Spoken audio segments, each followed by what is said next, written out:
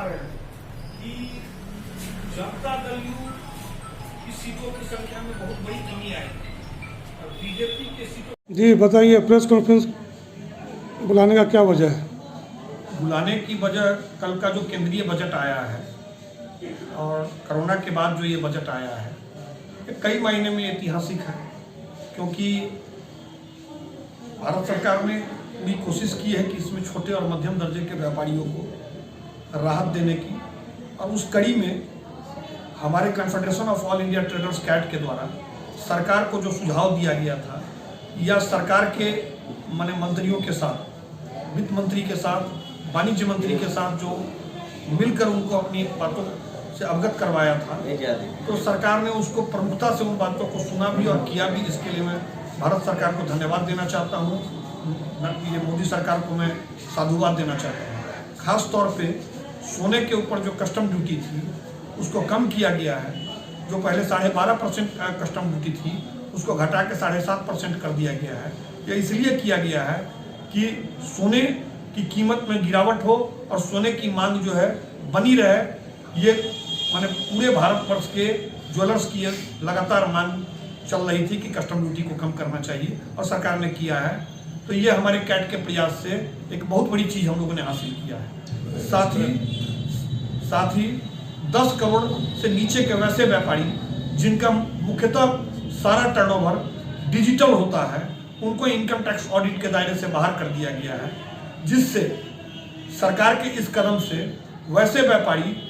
जो 10 करोड़ या उसके आसपास का व्यापार करते हैं उनके अंदर भी जो है डिजिटल ट्रांजैक्शन करने की भावना में और ज़्यादा वृद्धि होगी, ताकि वो लोग भी जो है इनकम टैक्स के ऑडिट के दायरे से बाहर हों। तो ये निश्चित रूप से सरकार का एक बहुत अच्छा प्रयास है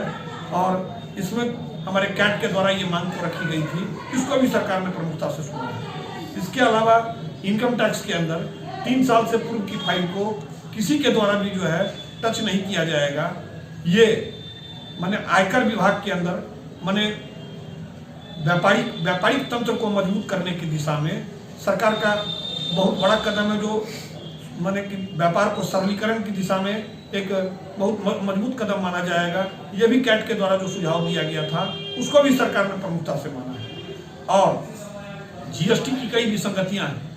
उनके ऊपर भी सरकार का ध्यान आकृष्ट करवाया गया है और कुछ विसंगतियों को सरकार ने दूर किया भी है और कुछ को दूर करने का वादा भी किया है। साथ ही हम लोग राष्ट्रीय व्यापारिक नीति के ऊपर भी जो है सरकार को अपना ध्यान आकृष्ट करवाए हुए हैं, जिससे छोटे व्यापारियों का, खुदरा व्यापारियों का पक्ष मजबूत हो, जो अपने व्यापार को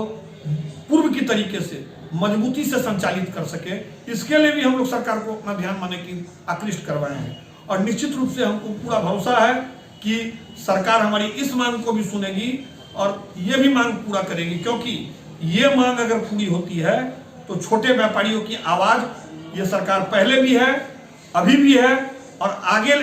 इस मांग को पूरा करने के बाद ऐसा ही हो जाएगा कि जैसे कि हृदय के अंदर सांस चलती है, वैसे ही व्यापारियों के सांसों के साथ ये सरकार चलती रहेगी। और कैट ने बराबर अपनी भूमिका को मजबूती से पेश किया है और खुशी इस बात की है कि पूर्व के बजट में व्यापारिक संगठन, खासतौर पर छोटे व्यापारियों के व्यापारिक संगठनों की बातों को किस रूप में लिया जाता है मुझे ये नहीं मालूम है, लेकिन इस बार सरकार ने कैट की बातों को सुना, कैट की बातों को समायोजित किया है, जो पूरे भारतवर्ष के व्यापारिक संगठनों में एक हर्ष का विषय है कि सरकार ने व्यापारिक संगठनों को भी मजबूती से उनकी बातों को समझा है और उनको समायोजित किया है। तो इसके लिए मैंने ये प्रेस कॉन्फ्रेंस बुलाया और ये सारी जानकारी आपको दिया है। लेकिन इस बजट में जी मध्यम वर्गीय लोगों को तो कोई विशेष फायदा नहीं पहुंचा। मध्यम वर्गीय लोगों को फायदा इसलिए मैं कह सकता हूँ कि मुख्य मांग हमारी ये थी कि कोरोना काल में छोटे और मध्यम व्यापारी जिनका बैंकों के से कर्ज लिया हुआ है, हमारी एक मांग वो भी थी कि उनका कम से कम लॉकडाउन अवधि का जो है बैंकों के द्वारा जो है ब्याज माफी होनी चाहिए, और ये अभी भी बनी हुई है, और इसके लिए सरकार प्रयासरत है और विचाराधीन है। चलिए, क्या हो गया, क्या नाम हो गया आपका? प्रीतम बैरोलिया, अध्यक्ष कैट जैन।